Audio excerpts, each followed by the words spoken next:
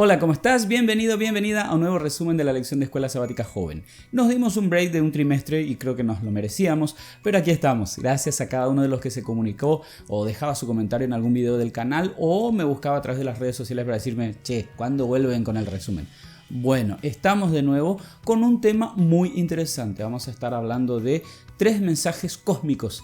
Es el mismo tema de la lección de adultos, solo que siempre con un énfasis o encarándolo de manera en que de repente la mentalidad de un joven lo pueda entender mejor y también lo pueda explicar a otras personas. Porque efectivamente vamos a estar hablando mucho de profecía y los jóvenes adventistas del séptimo día tienen una herencia profética que ni siempre de repente estamos preparados para explicar a otras personas. Así que recordad esto durante todo el trimestre.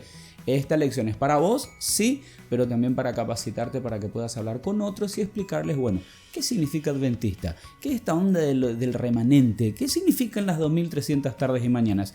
Y cosas así. La lección número 1 se titula Jesús gana, Satanás pierde. El texto base está en Apocalipsis capítulo 12. Y sí, yo tengo aquí algunas cosas anotadas que quiero compartir contigo. Arrancamos con esto. El señor Cormac O'Brien escribió un libro que, déjame que lo lea, se llamaba Outnumbered Incredible Stories of History's Most Surprising Battlefield Upsets. No tengo idea de si lo pronuncié bien, pero lo importante es que sepas que este libro recopilaba historias de ejércitos que, bueno, estaban en desventaja numérica y que terminaron ganando la batalla. Por ejemplo, hablamos de Aníbal de Cartago, que luchó contra el invencible Imperio Romano. Él tenía 55.000 soldados, los romanos tenían 80.000, Aníbal ganó. Tenés el caso de Alejandro Magno contra el Imperio Persa y, bueno, todo lo que después hizo Alejandro Magno justamente. ¿Y por qué hablamos de ejércitos? ¿Y por qué hablamos de batallas? ¿Y por qué hablamos de situaciones imposibles? Porque nosotros vivimos en un conflicto. Es un conflicto espiritual entre el bien y el mal, en el cual a veces parece que nosotros, que queremos ser los buenitos de la historia, estamos en desventaja. El enemigo es Satanás, es un enemigo astuto, poderoso y sí, humanamente hablando parece que vamos a perder de todas las maneras. Sin embargo, Cristo venció por nosotros y sobre eso estaremos hablando no solo en esta lección sino en todo lo que es el trimestre. Esta semana estudiamos de manera específica Apocalipsis capítulo 12, que es la base para entender el capítulo 14 de Apocalipsis, en donde aparecen también el mensaje de los 3 ángeles. Todo esto tiene que ver con nuestra identidad, así que quédate porque vamos a seguir aprendiendo un poquito más acerca de qué es lo que nos hace tan especiales como pueblo remanente de Dios. No sé vos, pero yo no puedo dejar de ver la coincidencia entre el inicio de este trimestre, de esta lección que es tan especial, y el Impacto Esperanza. Mañana 1 de abril vamos a estar distribuyendo este libro, El Gran Conflicto, una joya. Yo no sé cuáles son tus planes para mañana, pero si no incluyen participar del Impacto Esperanza, estás a tiempo de arrepentirte, llamar a tu pastor, a tu director de jóvenes, tu maestro de escuela sabática y decirle, aquí estoy, ¿a dónde vamos? ¿Qué vamos a hacer? La iglesia está en movimiento, no te quedes quieto, porque hasta el cielo no paramos. Volviendo a lo que es nuestra lección, en Apocalipsis capítulo 12 se nos presenta una secuencia de episodios dramáticos e imágenes que representan el conflicto entre el bien y el mal. Específicamente los versículos 7 al 9 del capítulo 12 de Apocalipsis nos presentan este conflicto. Es una batalla literal que está dándose en el cielo y bueno, así comenzó todo. Un detalle importantísimo a la hora de estudiar el gran conflicto es entender que el libre albedrío o la capacidad de elegir es algo inherente a nosotros. O sea, Dios no creó robots. La libertad de elección es un principio fundamental en el gobierno de Dios y se aplica tanto en el cielo como en la tierra. Como fuimos creados a imagen y semejanza de Dios, nosotros tenemos la capacidad de tomar decisiones morales. Obviamente esas decisiones tienen consecuencias, tienen repercusiones. Y esta capacidad de elegir está directamente relacionada con la capacidad de amar. ¿Qué tiene que ver lo uno con lo otro? Bueno, justamente el amor no puede imponerse.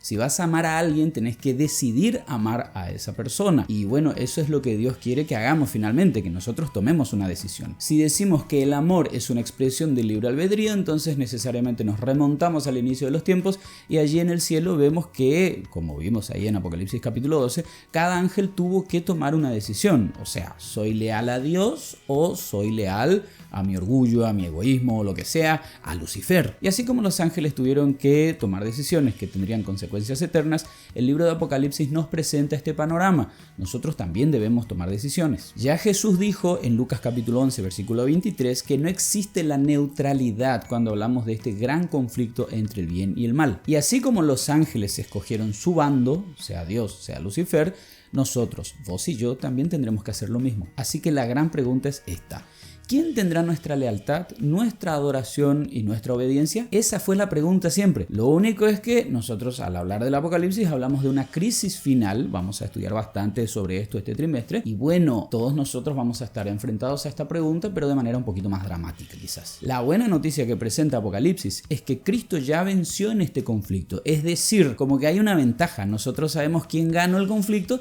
así que podemos decir, bueno, yo elijo el lado ganador. Ahora fíjate que Apocalipsis capítulo 2 en los versículos 4 y 5 sigue describiendo cómo Satanás buscó siempre destruir a Cristo, esto es desde el principio.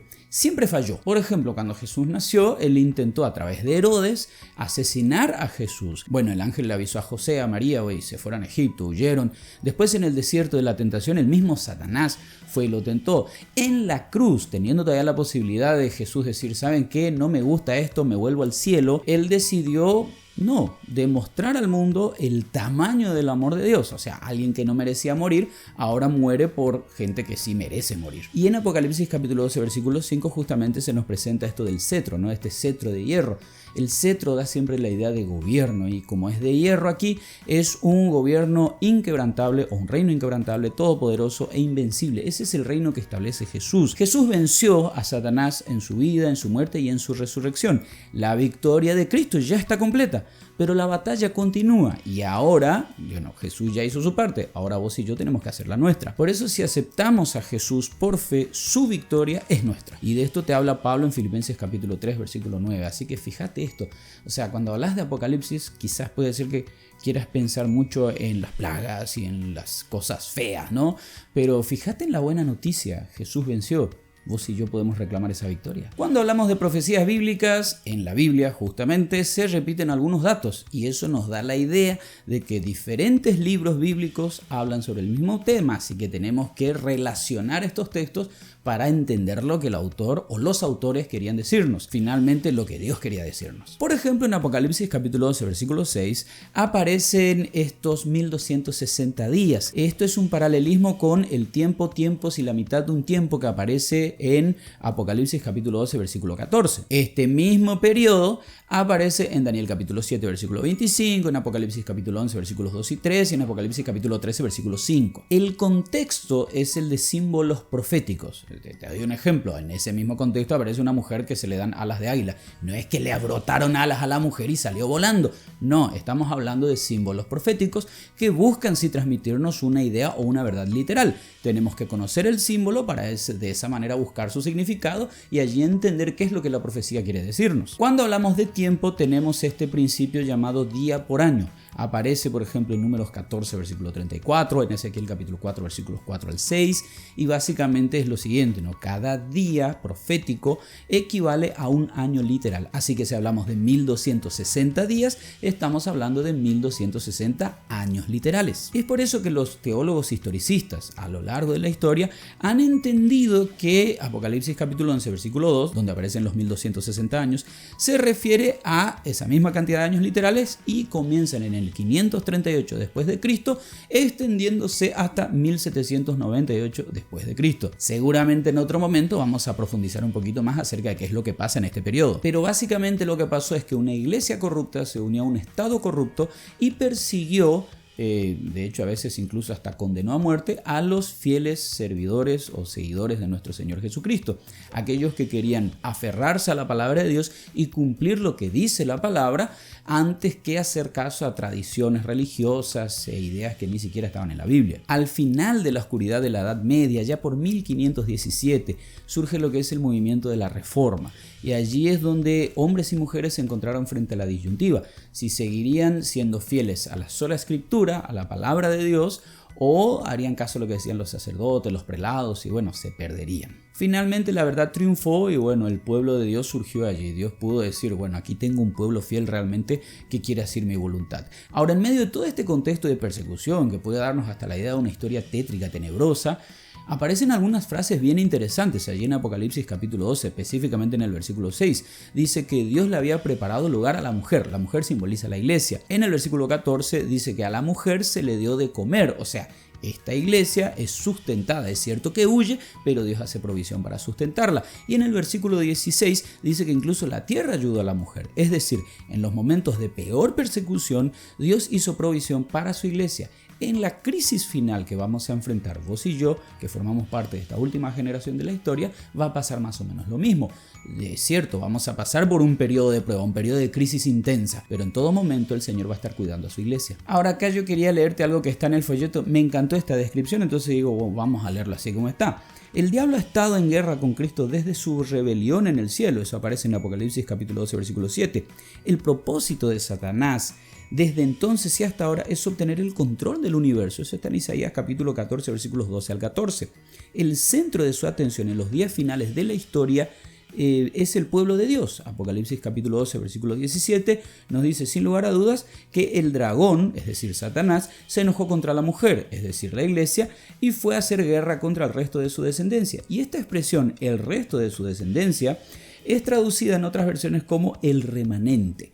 El remanente de Dios permanece leal a Cristo, obediente a su verdad y fiel a su misión. Es decir, Apocalipsis describe esta guerra, ¿no? en el cielo entre Miguel y sus ángeles, el diablo y sus ángeles. Este conflicto se traslada a la tierra, ahí aparece la iglesia, esta mujer que representa la primera iglesia. Vos y yo formamos parte de esta descendencia, vos y yo formamos parte de este remanente.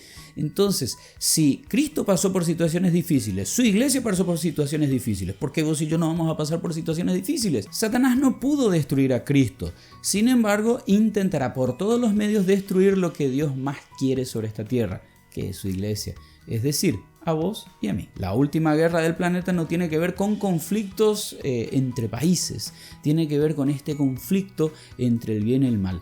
Esta última decisión, ¿a quién seremos fieles? ¿A Dios o al enemigo? Y todas las manifestaciones de la voluntad del enemigo. Hablando de partes del folleto que son para leerlas así como se presentan realmente, esta parte que habla acerca de aceptar la victoria de Cristo o la victoria de Jesús me encantó.